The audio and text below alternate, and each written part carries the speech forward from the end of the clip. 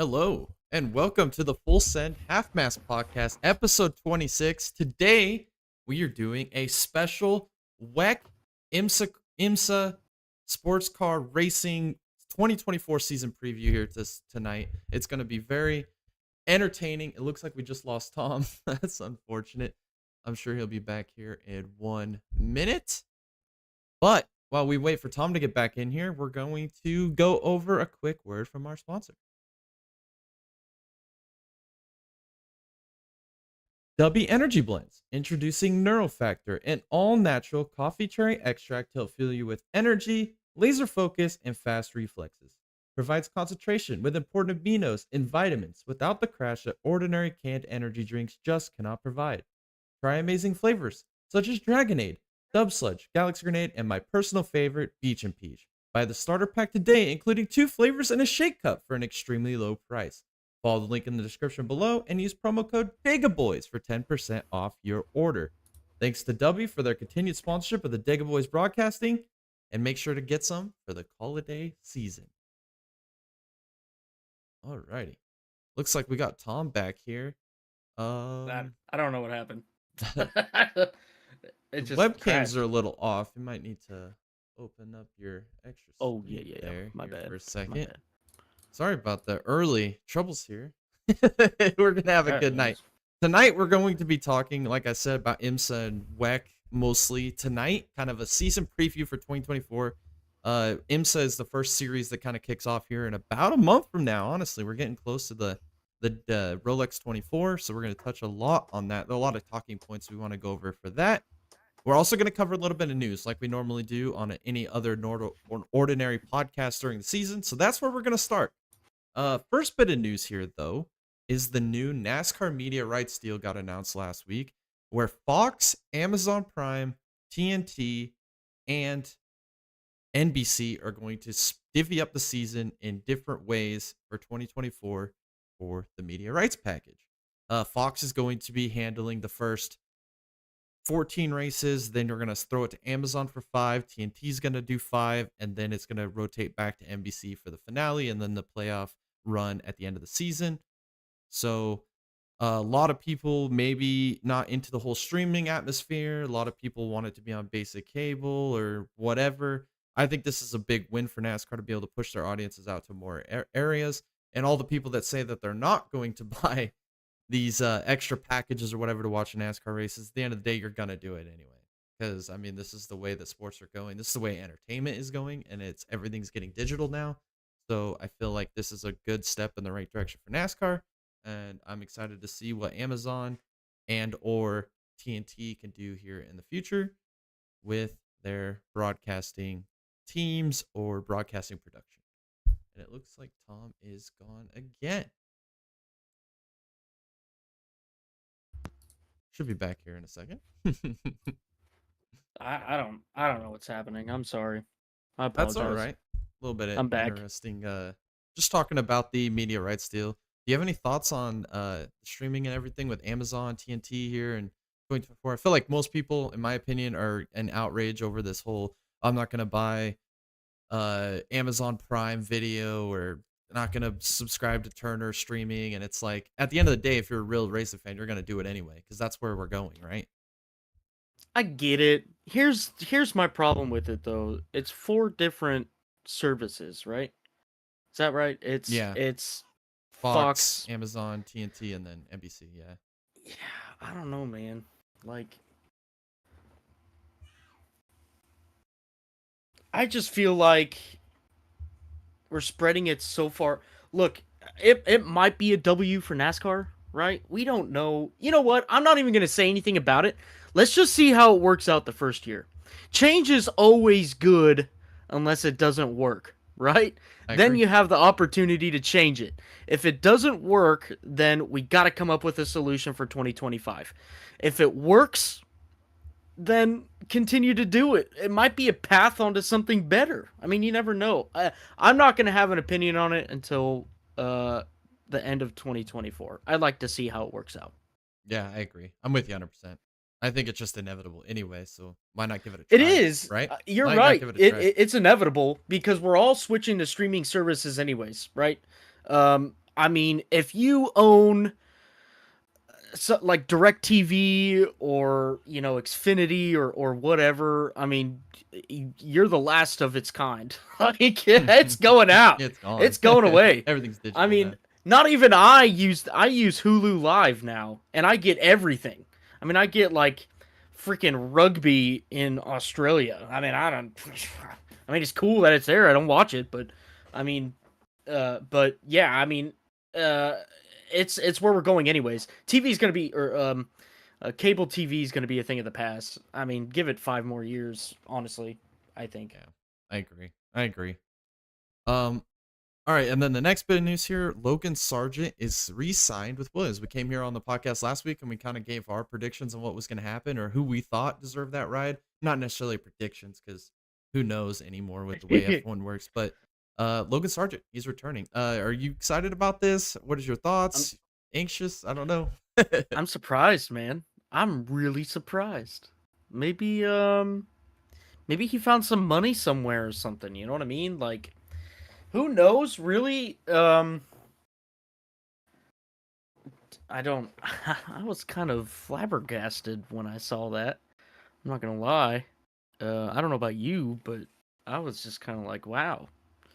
I can't believe that happened. Logan Sargent, though, It's his time to. It's his year to put up or shut up. So I don't. It'll be interesting, right? Yeah, it'll be very interesting. We'll talk more in depth on this here in a few more podcasts from now. When we do our Formula One version of this podcast. That should be interesting. And then also Ryan Blaney, little hint at wanting to potentially run the Indy 500 here at the Championship Banquet in Nashville this week and with media. What Ryan Blaney at the Indy 500? I look at this as a huge dub if we can get this to happen. We're getting Kyle Larson. What other name would you want to represent the sport or like NASCAR in a major race like this with international appeal than Ryan Blaney, Mr. Hollywood himself, man? Look at Yeah. Blaney, man, Indy 500. That'd be awesome. Yeah, I agree. It's no matter how you look at it, when you have drivers swapping series, it's always a W. Always. I agree. I don't think there's any better representative than Kyle Larson or Ryan Blaney at this moment after in the NASCAR ranks at least. Big appeal there. And then also we're going to talk more about this here in a bit with the Rolex 24 predictions, but Felipe Massa is going to be running for Riley in an LMP2 entry at the Rolex 24. I am super excited for this. This is awesome. Like you just mentioned with Ryan Blaney, guys coming out of nowhere to come and run the Rolex 24. Shows how prestigious this race is. If he's willing to come to America to run this race. Yeah, this is cool, right? This is that whole or kind of, drivers switching um strengths or disciplines, however you want to say it. Felipe primarily being an open wheel driver, he's going to come over and run a riot or a LMP2, which is it'll bring a lot of popularity, right? I mean, it'll bring a lot from Brazil. Yeah, that's a W for IMSA right there. Yeah, I agree. I'm excited. I'm excited for this race. It's gonna be fun. With the stacked entry list that we've already been seeing, we'll talk about that more in a minute. But also, Tom was telling me this actually. I don't really watch the NFL. I care less about football, honestly. Just I don't care. But apparently at a recent Washington Redskins game, Joe Gibbs, Hall of Fame coach for Washington Redskins, he brought his entire driver lineup to that game, introduced them to everybody, and guess who's sitting there? In the whims there. Mr. Eric Alma blew a tire now. Mr. Almirola is back in the pit. Potential Xfinity Series starts here for Eric Almirola in 2024. What are your thoughts? What do you expect and expectations? Or is this just another driver to enter the fold here? I don't know. When Joe Gibbs was over there introducing his drivers to I don't know the people, but introducing their drivers, he was like, "Hey, this is this is Chris Bell. This is Denny Hamlin. This is Eric Almirola. He drives for us now." And I was like, hold up. 1 second there, please. I didn't quite hear that. Had to rewind it. But I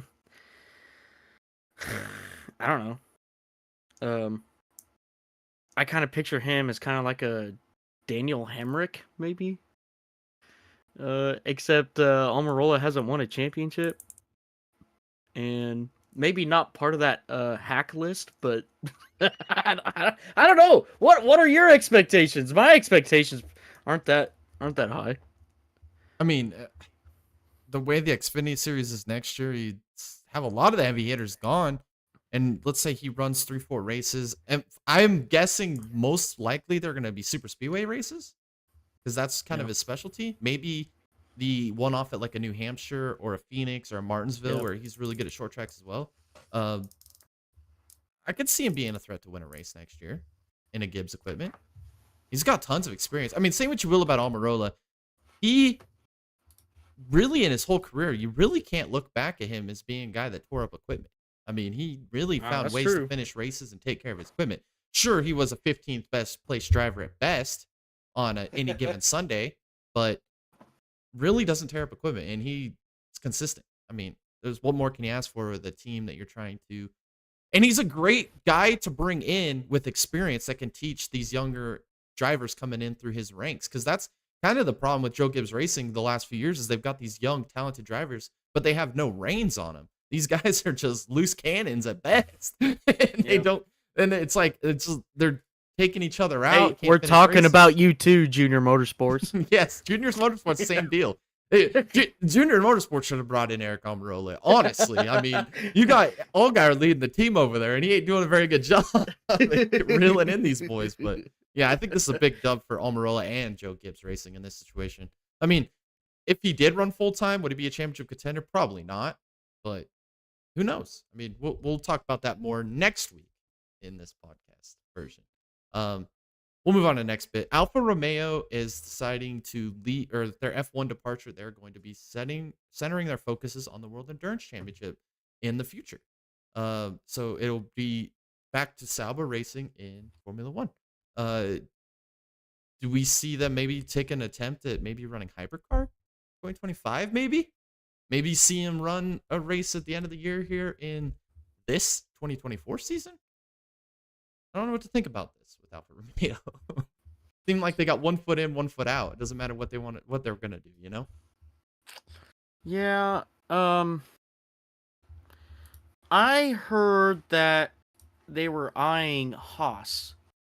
Yeah, Now, that all kind of fell through, and that's why Did it? they've moved on Okay. to World Endurance Championship. I hear you. I didn't hear that, or I didn't see that. But, well, look, here's my biggest concern, right? So, Alfa Romeo came into F1 and pretty much saved Sauber. And so now Sauber's losing their biggest, I guess you'd say, sponsor, title sponsor, whatever. So I'm kind of concerned about Sauber. We got Bottas there and Guan Yu there. So I don't know, if I was Bottas, I would be kind of concerned moving forward. Unless they can secure something else. There was, I just real quick searched, Alfa Romeo and their F1 team. Looks like they're teasing a leak for their new name for 2024. But besides the point, I don't know. I feel like I'd be in deep if I was on that F1 team right now. Yeah, I mean, But regardless though, like good for Alpha. Like, they came in, what was it, like 6 years ago with Sauber, and they really, I mean, Sauber used to be like, let's take it back a little bit. We had Pascal Wehrlein, right? We had Marcus Ericsson. I mean, they were worse than field fillers. I mean, it was like the Dale Coyne of IndyCar. I just. Alpha really did something with that team. They probably feel pretty accomplished with what they did, and now they want to focus on WEC. I don't blame them. Yeah, and I mean, honestly, the best way to sell cars, and that's why you would enter Formula One, why not go to World Endurance Championship? That's how you're going to sell cars. Yeah. I mean, Oh, and honestly, Jay, like, I've seen a lot of Alpha cars in the States within the past 6 years. Yeah. I never saw an Alpha car No, in me my neither. life. And in the past 6 years, they've really blown up. Especially like when I go downtown Atlanta. Man, they're everywhere. Mhm. And when I first moved here, they weren't here at all. I never saw one. First time I saw one was probably 2 years ago, 3 years ago. And they've really just exploded in popularity. So I feel like maybe Alpha probably is saying, hey, look, we did a job well done in F1, broadcasting our name out there. Let's go try and do something we want to do. Mm-hmm. I agree. I think that's exactly the thought process there. Yeah, excited to see what they do here in the future. This weekend there was a race to be had in the Snowball Derby, and Ty Majeski, Tom's pick, actually got her done there and wins his second Snowball Derby. I chose Carson Hocevar. Oh, that's right. You picked Carson Hocevar. But you did. I was going to choose Majeski as being Yeah. So, I did. yeah, But I didn't choose interesting. him. God, Hocevar didn't even make LCQ. No, Good he lord. couldn't even get out of his own way. Then he wrecks with freaking whatever his name is. I mean, who cares? But good lord. What a yeah, that was disappointing. Yeah, for sure. But congratulations to Ty Majeski. Hopefully this is a little bit of momentum rolling into 2024 for him. That'd be interesting. Yep. Also, Jake Finch has planned to run the Daytona race for or the Daytona ARCA race with Venarini here in 2024. So that's going to be interesting. Venarini has always been the car to beat at Daytona in the ARCA series. They're really the car to beat. They're the Hendrick Motorsports of ARCA. So very capable driver. We saw him win a race there at the end of the season and actually beat Jesse Love in a race. So uh, maybe with the opportunity of running Daytona leads to a full-time opportunity here, and maybe he can be your championship favorite leading into 2024. Very interesting stuff. I guess there is one little bit of notable here coming out of Trackhouse. I'm not a huge motorcycle racing fan. I mean, I'm not gonna lie to you guys. I'm really not. I'm just never really been into two-wheel racing, or two wheels in general. Not a huge motorcycle bike fan. But Trackhouse is joining MotoGP with 2 entries next year. Just thought I would put that in as a side note. Justin Marks, that's where I'm going with that. It's definitely putting his print on the racing world in multiple ways. I think kind of reinventing what it means to be an owner in modern day racing, honestly. Like new blood, new idea, new visionary. It's kind of intriguing to see his approach to motorsports. And I think it brings some fresh air to racing. It's good to have new owners because you got old owners in racing anymore, right? That's all it is. I mean, Roger Penske, Chip Ganassi, Rick Hendrick, Joe Gibbs. These guys are older dudes, man. Like they're not going to be Yeah. around forever. It's good to see new blood, like a Justin Marks or a Denny Hamlin or, I mean, the list goes on. But I mean, moving in and taking these roles as leading race teams, it's cool to see. Yeah. Yeah, I agree. And then also, Advent Health, after not re-signing with Trackhouse, is actually moving over to Legacy Motor Club next year to be on multiple races for both Eric Jones and for John Hunter Nemechek. So that'll be very interesting to see how that relationship builds with that new ugly-looking Toyota. Yeah. Look, the only thing I got to say about that is I don't think it's going to hurt Trackhouse as much as we think, because if everybody remembers here, Trackhouse got that Bush deal. So maybe Advent Health was like, well, we wanted to sponsor Chastain and we don't want to sponsor Suarez because we're never going to reach victory lane. Or be on maybe TV it's that button sort of up deal. front. Yeah. So I don't think it's that big of a hit to Trackhouse at all, honestly. Yeah, I don't think so either. And then the last little bit of news out of Legacy Motor Club as well. Jimmy Johnson announced he's running 3 Cup Series races next year at Texas, Charlotte, and Kansas. And the quest for an 84th career win to tie DW is ever going. That's all I'm going to say.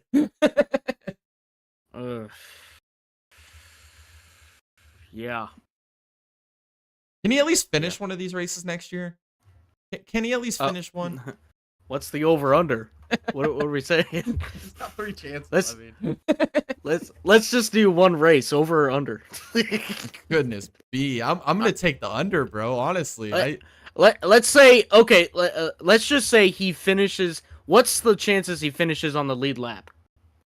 0. I think his best chance. Chance out of all 3 of these races next year to have an opportunity to finish on the lead lap and or finish is Kansas. And the reason I picked Kansas is because it's the shortest race on the 3. Okay, what about minus 5 laps? Over under. Oh, 5 laps down? No, he won't be 5 laps down. If he finishes the race, he won't be 5 laps down.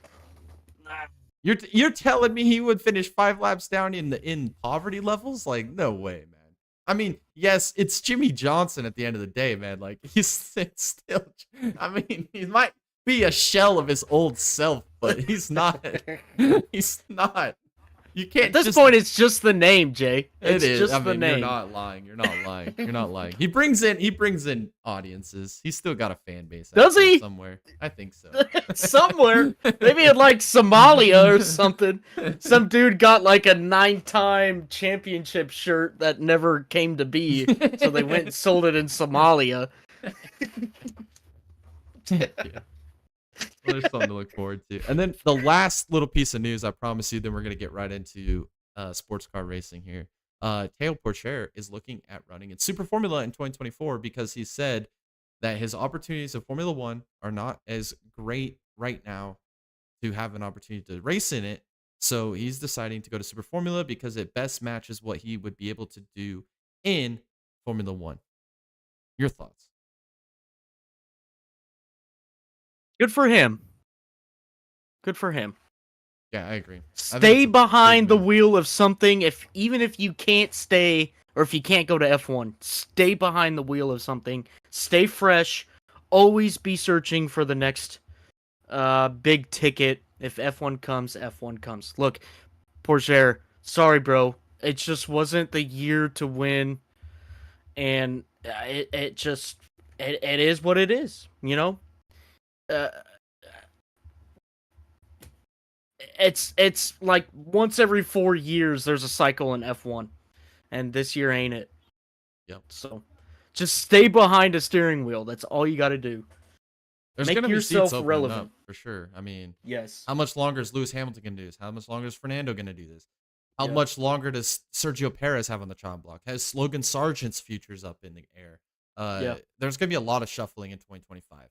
So just Yeah. go race something, right? Yeah, I'm with you. Exactly. Alrighty. Now, the reason you guys all tuned in, we're halfway through the podcast. We're just now getting into it. That shows you all the awesome news we had this week. All right, so we'll get right into the World Endurance Championship. The races this season, we'll kind of go through the races, and then we'll go through maybe some of the potential teams, and then we'll go in through some predictions on a couple of these races. So the first round is Qatar, 1,812 kilometer race there. And then the 6 hours of Imola, the 6 hours of Spa, which is one of my favorite races of the year, to be honest with you. And then round 4 is the 24-hour Le Mans. Round 5, the 6 hours of Sao Paulo. Round 6 is the Lone Star Le Mans. Round 7 is the 6 hours of Fuji. And then they end the season round 8 with the 8 hours of Bahrain. In this season, we've currently confirmed that there are 19 hypercars with 11 different manufacturers, as well as 18 LM GT3 entries. Alrighty. So last year, Toyota, the number 8 team, ended up taking the championship. Really showed the pace that they had on the longer endurance races. They won 24 on the shorter 6-hour races is where I'm going with that. Ferrari showed the pace on the longer races. I guess my question here is, what opportunities do we see with Toyota in 2024, and how dominant can they be next year? Who's going to be their closest challenger per se in hypercar next year, and maybe strengths, weaknesses you see going into 2024 with Toyota? Okay, so here is my well, could you say a hot take? Maybe not, maybe so. We are not going to be seeing a lot of changes with Toyota. Toyota is still going to be extremely fast. They're still going to be battling for the win or the championship throughout the year. I think that Ferrari's going to be good. Ferrari's going to be great, actually. Ferrari's going to up their game. I think though that what we're kind of maybe missing here, Cadillac. I think Cadillac is going to be a great contender next year. And I'm not saying that because, America, F yeah. I'm just saying that because of their performances this year. I mean, if I go back and look at Cadillac this year, look, not part of the European big money yacht club, right? Like, they're their own deal. They're coming out and they're trying to do some European racing. real quick, let's just look at their finishes. Fourth, fifth, third, 10th, 11th. They really struggled at the second half of the season. I don't think they're going to be struggling come 2024. I think that they probably... No, I do think they learned their lesson towards the end of the season there, and I think now that, they know what to expect, barring all of the bad luck that they had.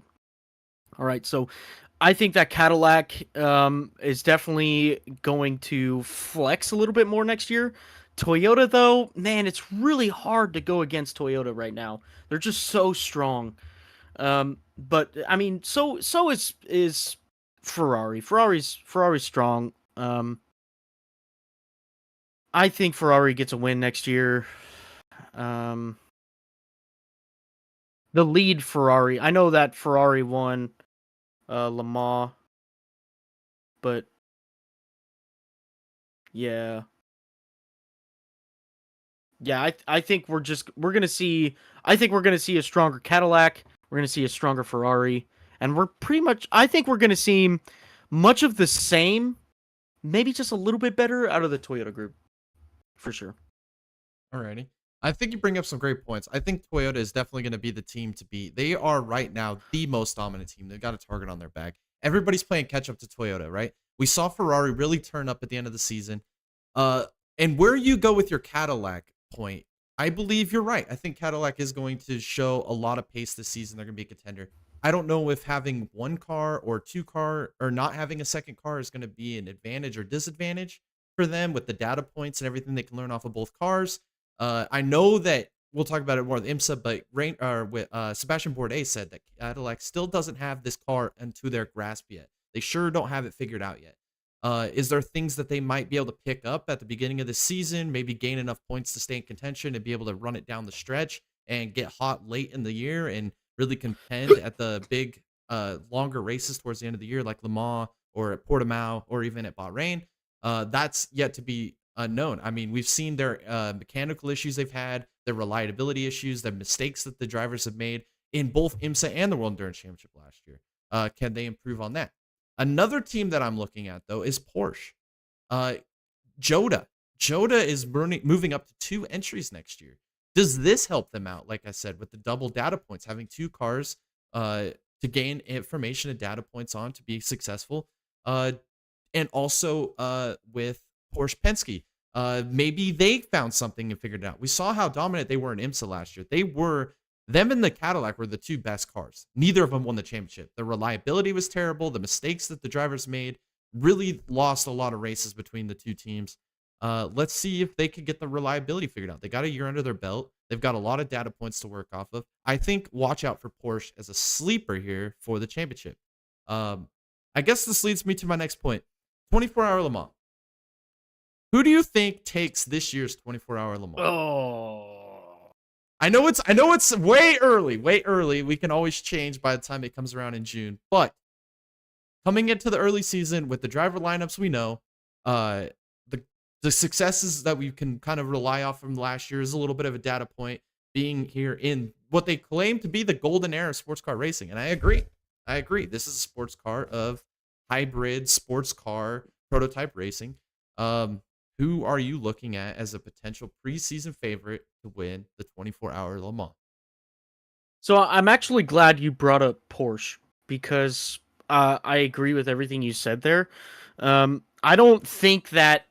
I think that maybe it might be a little bit of a stretch for Porsche, but it's also a stretch for Cadillac to say that they're going to be, improving next year and battling for what we would consider, race wins and championships. But I just believe more in Cadillac. Now, when it comes to Porsche, I actually chose Porsche Penske as my dark horse for the 2024 Le Mans.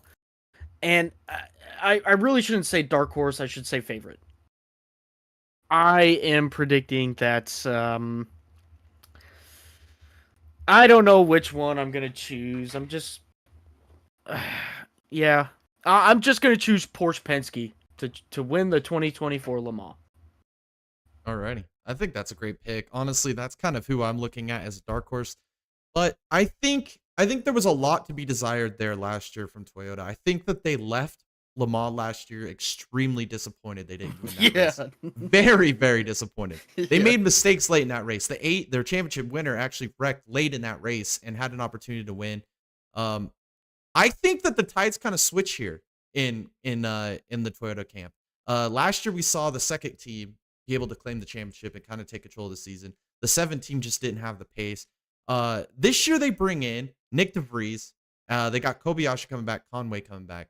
I think that this year Toyota is going to be the team not only to win the 24-hour Le Mans with the 7 car. I think they also claim the championship. I think they continue the reign of dominance here.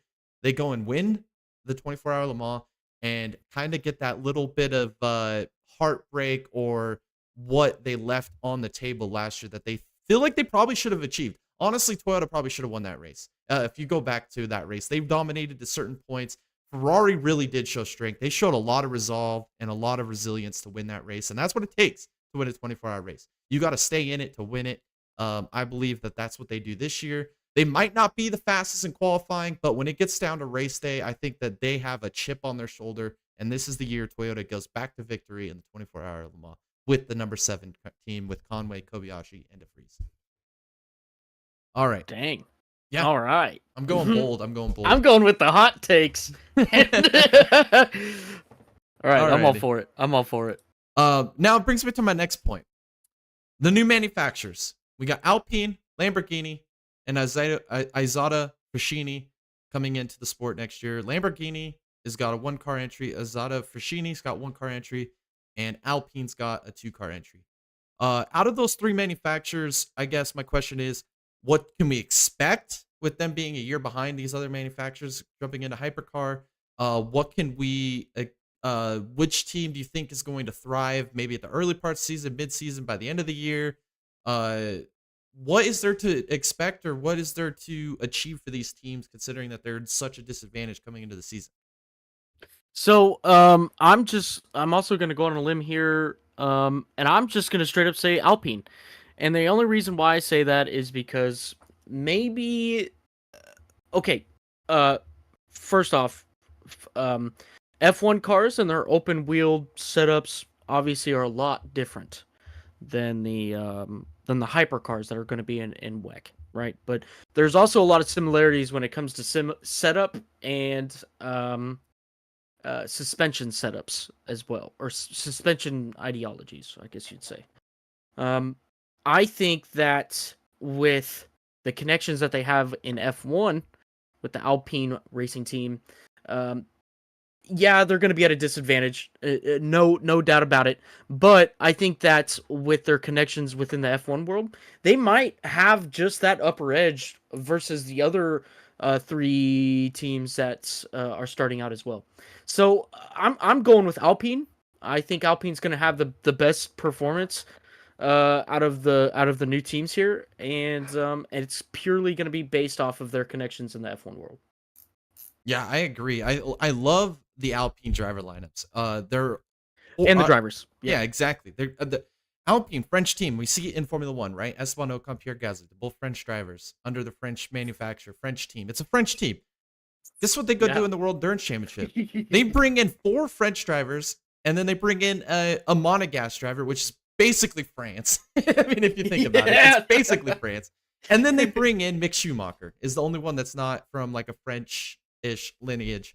I love it. I love the brand identity that Alpine has. Alpine has basically just said, we are going to represent France in the motorsports racing world. And that's a story you can get behind, right? I mean, that is the equivalent if Cadillac decided to just go hire 3 American drivers to go run next year for them. And that could be something the whole nation could get behind. It's an American manufacturer, an American team, American drivers going and competing. That's what France has. And I love that aspect of them. And their drivers are just amazing. I think that having the 2 cars next year is going to be a huge positive compared to Lamborghini and Izada Fushini because they have 2 data points of entry to learn from. They're going to have 2 different strategies they can set up in one race, and they can try out both strategies. And by round 3, 4, they're going to have a lot of data points to look at to be able to make their strategies better, maybe improve on their cars, and improve throughout the season. I guess I'm just because you're taking Alpine, and I agree with you 100% on all the points you make. I'm actually going to look at Lamborghini here. Lamborghini is trying to make starts in IMSA and the World Dirt Championship next year, which I think is a huge positive as well. That's going to give them a huge advantage. They're not going to be running the full schedule in IMSA. They're going to be running just the endurance races. But I think Lamborghini is a team that they might not hit the ground running like Alpine, I believe, will outperform them in the first couple rounds. But I think by the end of the season, Lamborghini is going to make huge strides, and they're going to be a force to reckon with by the end of the season to compete for getting points at the end of the year and maybe climbing up through the manufacturer ranks and then being able to maybe have a potential chance to win a race by the end of the season. I think that's a really dark shot a big shot in the dark there, but I think it's possible, and I'm really excited to see what Lamborghini does. And I guess if I'm going on an aesthetic appeal, I love the look of the Lamborghini. I think it is the second best looking hypercar, right behind the Peugeot, and I think BMW is a tight third. And that's another manufacturer we didn't even mention running in World Dirt Championship next year, BMW. Can they translate the success they found at the end of the season in IMSA, run that over into the World Endurance Championship? I think that's yet to be seen. Do you have any expectations for BMW, or are we? Of course. Yeah, no. You absolutely can put BMW in a mix where, they're fighting for a podium position. I don't think that's far-fetched at all. No. All right. Well, I'm with you 100% there. I gave you my championship favorite. I'm taking the 7. Toyota to win the championship. I'm taking them to win it all this year. I think they're gonna get the woes behind them. They've got a chip on their shoulder, and they want to prove that they are the top dog in that camp. And those drivers have a lot to prove, I believe. So that's my championship pick. Who do you got taking the World Nerd Championship 2024? Early preseason picks here. I really want to see a great battle between Toyota and Ferrari. I really do, and I really want to see Ferrari come on top. I want to see them at least win one championship. Good Lord, they've been chasing the F1 championship since 2006 or 2005 or whatever it was. Any type of championship for Ferrari would be like mass pandemonium in Italy. It would be like the second coming of Christ for those guys. So, I don't really know. Definitely not Antonio Giovinazzi's team. I don't remember the numbers, but the other Ferrari, because I really don't have any faith in Antonio Giovinazzi. But yeah, I'm gonna go with Ferrari. I am. Just in general, I really hope that there's a great championship battle all the way to the end, and that we see Ferrari come on top. Yeah, I think that's a great pick. I mean, I don't feel like you can go wrong with either Toyota or Ferrari going into the season. I think they are definitely your 2 front runner championships. And then you could throw Cadillac, Porsche, BMW, I think is your dark horses.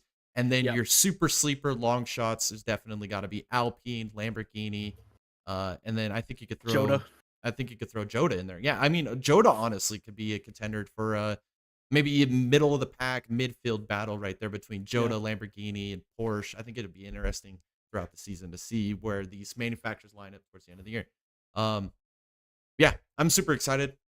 First race can't get here soon enough, but that's kind of our predictions. I just want to touch on the LMGT3 class real quick before we go. Maybe pick like our championship favorite there. I think right now, if I was to put 3 teams above everybody else, I'd put Harder Racing, Aston Martin. They're going to be super successful this year. We saw them turn it up deep into the IMSA season last year. I think that they are going to be out here with a vengeance. If they weren't so far back in the points to start the season, I think they might have been able to steal that IMSA title at the end of the year. They just weren't able to do it. I think they take all that momentum in the World Endurance Championship, and they are going to be a championship favorite. And I think their biggest contenders are Cadillac, who won it last year. I think they're going to be an extremely difficult team on a weekly basis to beat. And I got to do it. I got to shout them out. I think the Iron Dames have a great opportunity to win this championship. I think that they are going to redeem themselves from the 24-hour Le Mans that they damn near won. They should have had it won. I think that they return that around. I think they win the 24-hour Le Mans. And I think that they are going to be contenders in every single race this season. And I am super excited to see what they do here in 2024. Yeah. I was just going to say Iron Dames. I am so sold on them, man. There's such a cool little program they got going on there. It's not little program. It's a huge program that they got going on, supporting these drivers, supporting, their cause of women in motorsports. I'm all for it. They proved that they belong, with their win, in In Bahrain. Bahrain, thank you. And so I think that's they come out of the gates next year swinging, and all they're looking for are them headies, boy.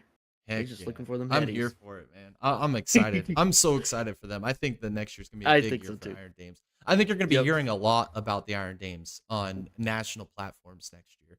Yep. And don't and come back to this freaking channel. Here it is, December 5th. We told you guys, watch out for the Iron Dames right here. Episode 46, Full Send Half Mast Podcast. Alrighty. That I think will pretty much summarize everything I had here for WEC. So we'll move on to IMSA. The IMSA schedule next year consists of 11 rounds, starting with the 24 hours or the Rolex 24 at Daytona, 12 hours of Sebring, Long Beach GP, Laguna Seca GP, Detroit GP, which I want to talk about that here when we get into this. I'm super excited for that one the most. The 6 hours of the Glen, the Mosport GP, Road America GP, VIR GP, the 8-hour Battle on the Bricks, which is another race I want to talk about, and then obviously the season finale with the Petit Le Mans. Next year, we got 11 entries in the GTP class, including Porsche, Cadillac, Acura, and Lamborghini, only in the endurance events. We have 12 LMP2 entries, 13 GTD Pro entries, which is up from last season. They only had 5, if you remember. So now we've basically doubled that and some. So I'm super excited for that. And then 22 GTD entries. Alrighty. So last season, we saw Action Express Cadillac be the most consistent team. I don't think they were the best car last year, in my humble opinion. They just had an amazing driver behind the wheel with Pipo Derani, who was able to clutch up at a lot of these late race situations to be able to win these races and kind of take advantage of who I believe were your two best cars, which were the Porsches and the Cadillac. They just could not get reliability down. What are your expectations here for Cadillac going into 2024 after just an absolutely horrific 2023 season? Sebastian Bourdais, baby. I'm all for it. That's my boy right there. Okay. Since the beginning. Since the beginning of the IndyCar days. I don't know. I think that's Bourdais and Van der Zandt. I don't know. Like it really. Did we see improvement from them throughout the year? I mean, kinda. I mean, still, we saw so many mistakes out of that team. Like, whether it be driver mistake or pit stops, strategies, or whatever. I mean, do we see an improvement? Yes. Is it going to be noticeable? Don't know. I don't know. Are my expectations high? Absolutely. It's Cadillac, man, in the GTP. So, like, yeah, of course, Cadillac should be dominating this series. And do I think they have the right drivers? Kind of. I mean, would I be any better? Absolutely not. I mean, this is just my opinion, but I don't. Yes, we do see an improvement, but I don't know what it's gonna look like. I don't know. I don't know. I'm with you. I don't know. I don't know what to think about Cadillac. I mean, like I said, they were the best team last year. They just couldn't finish races. I mean, whether it was Bourdais, Van der Zandt, it didn't matter who was behind the wheel. They were just crashing cars. I mean, they'd break down. Just simple mistakes like at Long Beach. They had that race in control, and then early on, and then Bourdais on the first lap wrecks the car. I mean, Van der Zandt wrecked it in Spa in the World Endurance Championship race. I mean, and then they get wrecked by a BMW at the Glen. I mean, it's just everything that could have possibly went wrong went wrong. I think it was even in Indianapolis. They got turned on the first lap. I mean, uh, could they be a championship favorite going into the season? Yes, you could make a strong argument. Would I say they're the championship favorite going in? No, I would not, because I've got to see them finish races. They got to finish races. It's ridiculous at this point. I guess my next point is let's predict the Rolex 24. Who do you think claims the Rolex 24 this season? Meyer Shank's not racing, right? Yes, Meyer Shank's gone, but Andretti is running 2 cars next year. Well, with, I was just Wayne gonna Taylor. say, I mean, with the tire temp sensors that were installed with Meyer Shank, I'd probably choose a Meyer Shank car once again, but it's too bad.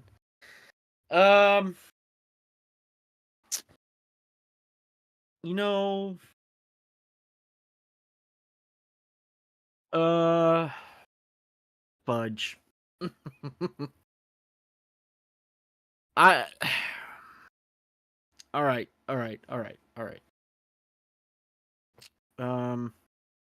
You know what? We're gonna do the 01 Cadillac. Bourdais and Van der Zand. They're gonna get their crap together. They're gonna win the opening race, and they're gonna be a championship favorite. I know what the record was in 2023. Okay, I know what it is. Okay, but I'm acting on a hope and a prayer here. We're just gonna clean slate this. I mean, they got Scott Dixon behind the wheel there. I mean, the Iceman. I mean, that's a great lineup. Great lineup. I'm gonna go. It's still the curse of the 01 car, man. It's still the curse. All right, I'm gonna go the complete opposite of where you're thinking. You mentioned Acura, you mentioned Meyer Shank, and I think that's kind of where I'm going here. I'm going with the 10 Acura. I am. I believe, yes, it is Albuquerque, and we also have Ricky Taylor behind the wheel. No, it's Hartley. Yeah, it's Hartley, Erickson, and Taylor are going to be running in the 24 Hours of Daytona, the Rolex 24. I believe that they take it. I think Acura continues their role here at Daytona. They figured that track out as a manufacturer. I think that Wayne Taylor with Andretti, they're getting all the support from Acura now, but the 2-car team, I believe they go and hit the ground running right off the bat this year, and they contend for this win. And I believe that, well, I mean, Albuquerque, man, he is an amazing driver. I mean, he really is. He really got, I mean, if you take out the mistake that he made at Petit Le Mans, a lot of people throw that on Pipo Derani. I put that on Albuquerque. That just wasn't a position to make a pass. I think that him and Ricky Taylor finally got like a little bit of a chemistry going on right now. I think that they're going to build off the momentum they had last year. I think they both matured a lot this offseason, and they know that this title was theirs to be had last year. I think they hit the ground running and win the Rolex 24. That's just my humble opinion. And I think that puts them in the championship spot early on in the season.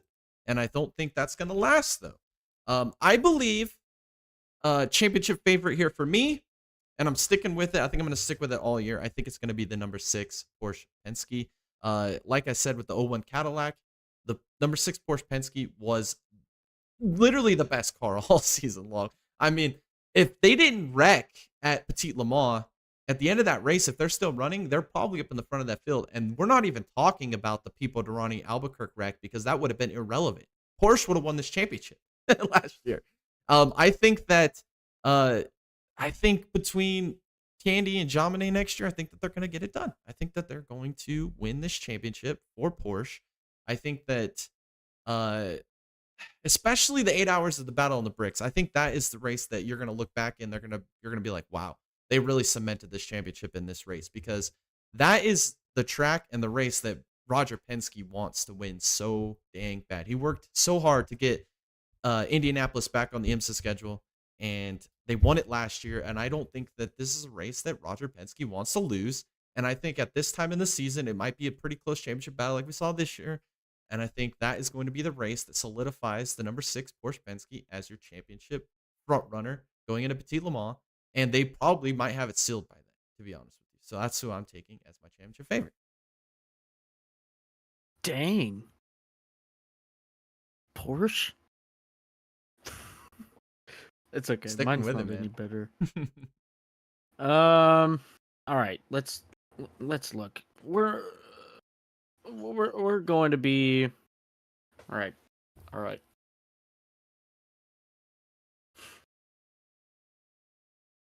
You know what? I don't care. I really don't, because I really, really just like Sebastian Bourdais. I think it's. I think right now, like, you ever seen the TV show Intervention?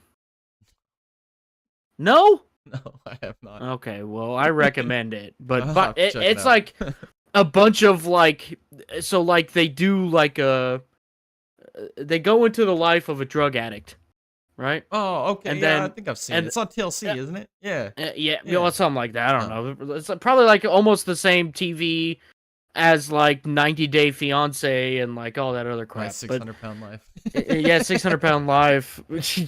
But you know, Bourdais, Van der Zan, probably like going through an intervention right now. Like, hey, y'all need to win something this year, other than just one race, like the championship. Um, and I think I really do think. I'm going back on my word though. Like,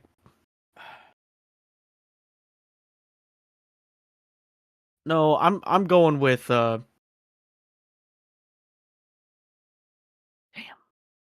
This is so hard. It is very hard. You know, like I'm just going with the '01 Cadillac. I am. I rooted for them all year long this year, even through their woes. Next year in 2024, they're going to be a force. I think so. I agree. I think at the end of the year, you're going to be looking at the points. And you're going to have probably the 10 Acura. You're going to have the '01 Cadillac, the 6 Porsche. I think they're going to be your championship favorites going into the final race of the season. In my opinion, I'm with you.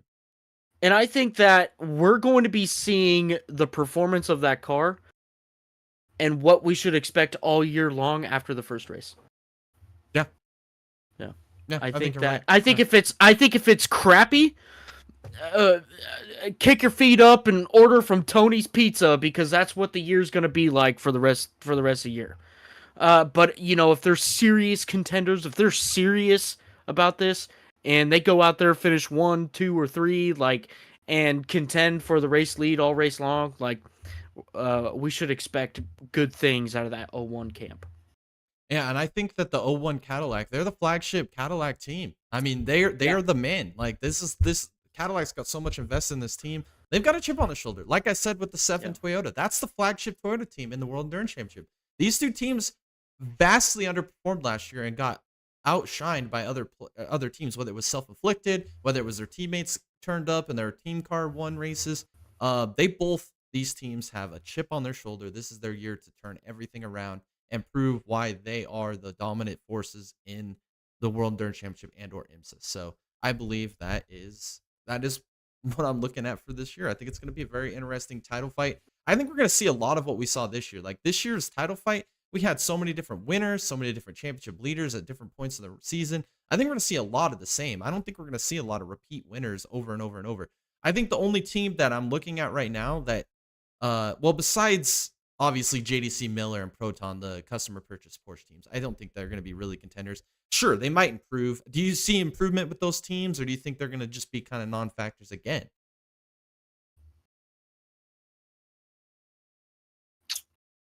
Non-factors. Yeah, I just don't see it. Yeah, I don't see it. I don't see it either.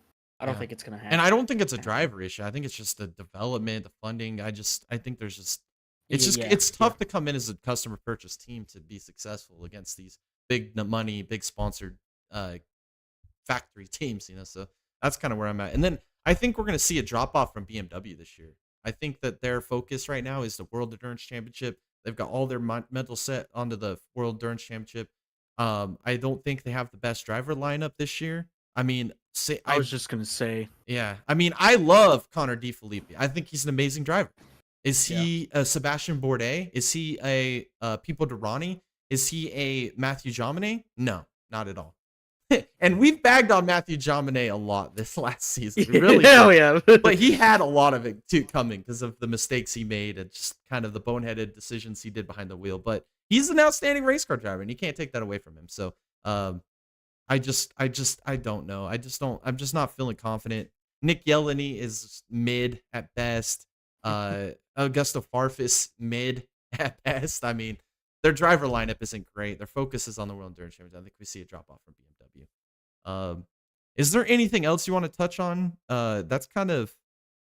I guess one more thing I did have to say was, what do you expect reliability wise for, let's say, Lamborghini? They're only running the endurance events in IMSA. We know reliability is going to be a big issue with these new manufacturers coming in, especially in the World Endurance Championship. Do we see any reliability issues maybe at the beginning of the season, maybe at Rolex? Maybe they get it turned around at the end of the year. What is your expectations for Ferrari or Man. maybe Lamborghini part-time?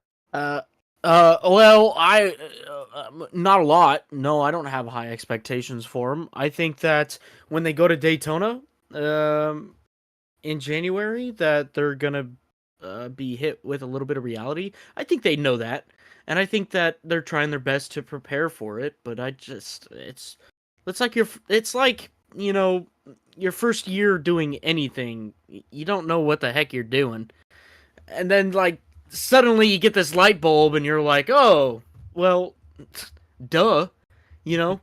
I think they're gonna have a lot of duh moments this year for sure. But do I have high expectations? No. Reliability, maybe. I mean, what do we really expect out of reliability?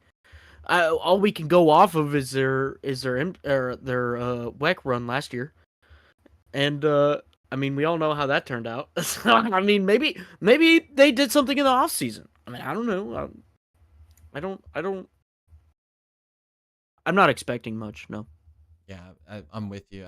I think that reliability is going to be an issue early in the season, but like I said, in the World Endurance Championship, I think Lamborghini by the end of the year we could be looking at them as a potential midfield, 5th through 7th in the constructor standings by the end of the year. Yeah.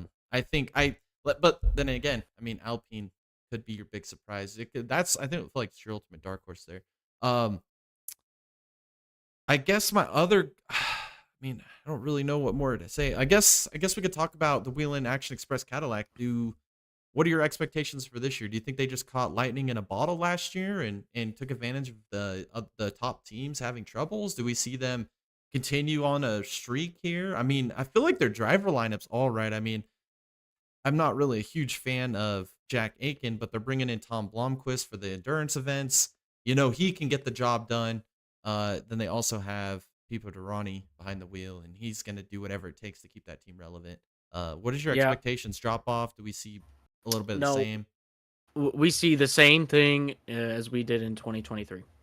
I really do. I don't think that's well, I don't. Yeah, we see the same thing. Same thing. Yeah, I'm with you 100%. I think we see the same thing, but by doing what they did last year, it's going to result in like a 4th, 5th place championship finish because they really did take advantage of top teams struggling last year and not getting the finishes and results that they probably had the capability of getting. So it might look like a down year, but it's going to be the same as they did this year. It just won't be a championship-esque run with everybody kind of figuring things out and kind of turning their fortunes around here in 2024. Is there anything else you want to talk about in regards to WEC, IMSA, going into 2024?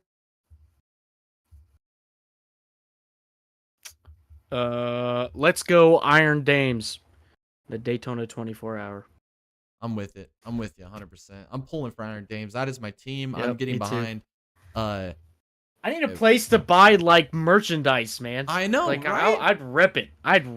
You know what Lego needs to do next year? We've got the Peugeot, we've got the McLaren. Yes. Car. We need an Iron Dames GT3 car next year by Lego. Come on, let's get her done. Let's promote the hell out of this. It needs to be.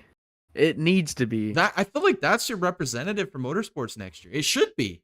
I mean, they go off of a 8 hours of Bahrain win. They dang near won the 24 hours of Le Mans. I mean, I feel like there's nothing that they can't do now. I mean, I feel like they're at the pinnacle. They're right there at the peak. I mean, yeah. Let's see what they can do. They are. Alrighty. I think that pretty much answers all the questions I had. We didn't have any questions come in through X or our community posts, unfortunately. Hopefully we get some of that for next week, because next week we're going to be back here to do this all again for NASCAR. We're going to cover ARCA, the Xfinity Truck Cup, kind of give you our expectations, our championship picks, maybe a little bit of, maybe we'll predict a couple of the Crown Jewel events winners, and we will give you all the need to know when it regards to NASCAR next week in episode 47. Is there anything else you want to talk about before we end this podcast tonight? Is there anything that you want to mention regarding the motorsports? I mean, the channel, anything interesting you got to say here, Tom? Yeah, baby. Always do. But anyways, look, with our Nexus Sim Racing Leagues, make sure you guys tune into that. Look, we're getting into the end seasons. We just had a championship crowned in our Sunday Road Series. So congratulations to Michael Oceans there, taking home the championship.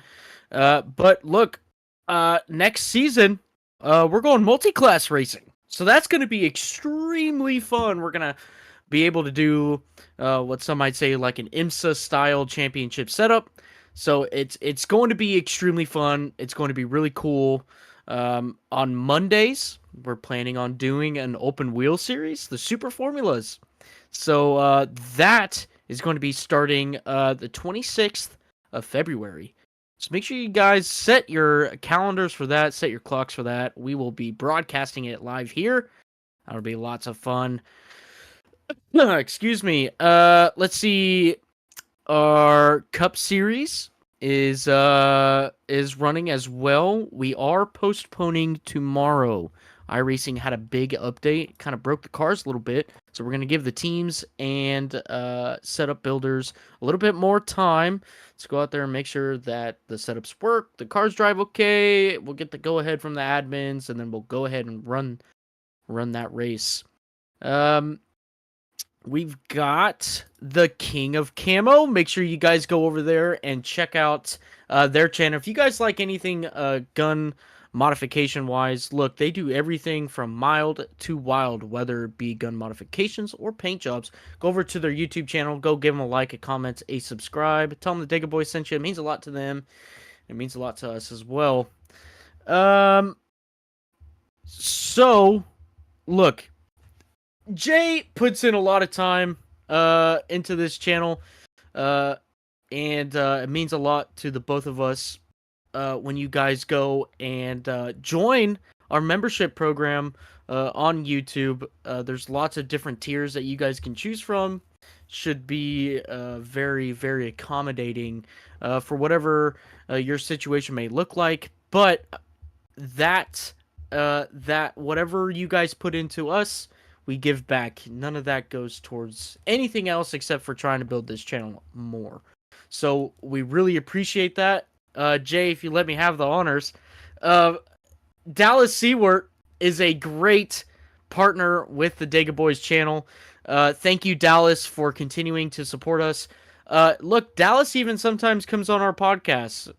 If he's not driving in the Nexus Sim Racing Leagues, he's up in the booth helping us out in the broadcast booth. That could be you. You know, come join the channel. Come hang out with the boys. It's a lot of fun. So thank you, Dallas, for that.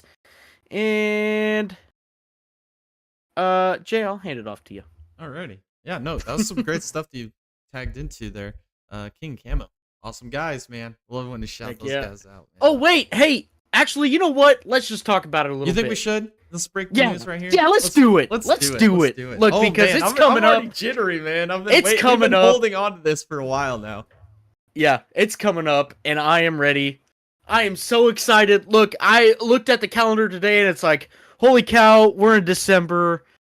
Man, we're like 4 months out, right? Talladega Spring Race 2024. What are we doing? We're having a friendly, not so friendly, whatever you want to put it as, competition between the King of Camo, the Digga Boys, and Conservative Guns and Armor. What are we doing for the competition? I tell you what, look, day one, we're gonna go go-karting. All right? It's gonna be the Dega Boys versus the King of Camo versus Conservative Guns and Armor. We're gonna go head-to-head racing, and it's gonna be tons of fun. Day 2, we're gonna go into the mentality of the gun world. We're gonna go to the range, and we're gonna have a friendly shooting competition there. Where you're gonna see some long range shooting, some skeet shooting, pistol shooting. It's gonna be extremely fun. And then we're gonna go straight to Talladega. And we're gonna be camping out on the infield in turns 1 and 2 with the King of Camo and Conservative Guns and Armor. And we're gonna be doing some mini games. Look, Jay secured us some internet at Talladega. Look, we're going to be providing updates from Talladega. We're going to be able to do a podcast from Talladega. It might be pre-recorded. I don't know. We might have to cut a couple things out, but maybe a few things. but it is going to be coming straight from Talladega. And guys, I kid you not, this is going to be the event of the year. It is the yearly Dega Boys camping trip that we do, our little getaway that we have with all the boys that come. Donovan's gonna be there, Jared's gonna be there. It's just going to be a phenomenal weekend, a phenomenal week, really. I get to show Jay and Donovan and Jared around here in Georgia. Get to show them some of the places that I see every day. Fortunately, unfortunately, however you want to look at it. But it's going to be a great time. It's all going to be documented. We're going to have cameramen on set filming us, just editing like crazy, and we're going to push some awesome content to you guys. We're so excited about it. The King of Camo's excited about it. Conservative Guns and Armor, they're excited about it. Look, it's going to be a phenomenal time. I'm so excited just talking about it. I can't wait for the day to come. I'm so ready for it. This is going to be the best time ever. I mean, you guys are going to see parts of us that you probably haven't seen on this channel yet. We're going to be pretty much off the cuff a little bit. You know, we're going to be rolling by our arm sleeves, unfiltered. Yeah, just having a good old time. You're going to get to meet us and kind of get to know who we are a little bit. And if you guys are going to Talladega, if you guys are camping on the infield, if you got an access to the infield, come and visit us. We're going to have a big flag, a banner out. We're going to be the party. You get to meet all of us. We're going to have a little bit of a costume competition on like Saturday night. We're going to have a little bit of judging there from cool folks there. And you guys are going to meet the infamous Santa Dega. Can't wait for you guys to meet Santa Dega. I can't wait to get him on camera. We're going to get him on one of the podcasts with us. You guys are going to love Santa Dega. Come meet me, Donovan, Tom, Jared. Maybe some NSR guys might come. There's some rumblings that a few of them want to meet at Talladega as well. So you get to meet some of your favorite drivers you see on a weekly basis, maybe potentially. So, and then you get to meet Nate and Ryan at King of Camo, the Conservative Guns and Armor people. They're going to be there as well. You get to meet all of your favorite YouTubers and come and interact with us. Come have a beer. Come say hi. Don't be jealous or shy. Like, just come hang out with us. It'll be a fun time. We're super excited for this opportunity. I'm glad we got to announce that here, Tom. That's awesome news right there. I'm excited. I'm jittery on it. Alrighty. Yeah, I think that's pretty much gonna do the podcast tonight. Make sure you guys go check out our merch store. Go buy you guys some new holiday merch for the holiday season. Go buy a sweater. It's cold outside, guys. You gotta warm up, stay cozy. Go buy some sweats for you to open your presents in on Christmas morning. Go buy a beanie. Go buy a hat. Rep the Dega Boys. They're great gifts. Trust me that. Just give them to all your friends and family. You could even get a coffee mug. Drink your morning coffee with the Dega Boys by your side while you listen to us. Drink out of your Dega Boys coffee mug. Make sure you go buy some Dubby. Go buy a tubby of Dubby. Great gift to give anybody, honestly. I mean, you can't go wrong with a little bit of Dubby in your life. I mean, it's some great energy boost in the morning. Get you through your long, hard days at work or any family events that you're dragged to this holiday season to keep you going and motivated. We know how all that goes. And then make sure to go follow us on all of our socials. There's going to be a lot of updates on all of our socials here in the next couple months. We're going to try and stay on top of those and make sure we get all of the updates and everything posted on those to keep you guys up to date with everything going on with the channel, future watch parties, future videos, future productions, and so on. So a lot of big stuff yet to still announce on that front. So we will keep you guys in the loop when it gets to that point. And next week, we hope to see you guys here, 8 p.m. Eastern time. We're going to be rolling back on with the Full Send Half Mast Podcast, episode 47. But we are going to be talking NASCAR, like I said, with ARCA, Xfinity Cup, and Truck. We're going to give you the full 2024 season preview and maybe get exposed with our picks going into the season and how awful God, wrong I we did are. so bad. I did so bad in 2023. So bad. And 2024 is a new year, though. yeah, it's always a new year. New things can happen for sure. And then also we're going to be doing a NASCAR fantasy challenge again this year, but this year we're going to open it up to the fans. So if you guys want to join that, we'll give you guys the opportunity to join that when that gets a little closer. So stay tuned to that. We'll try and share it on all of our socials as well.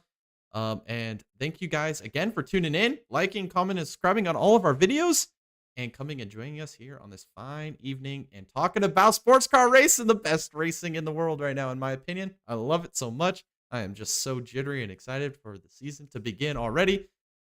Life is racing, and all the other time after, in between, and before is just waiting.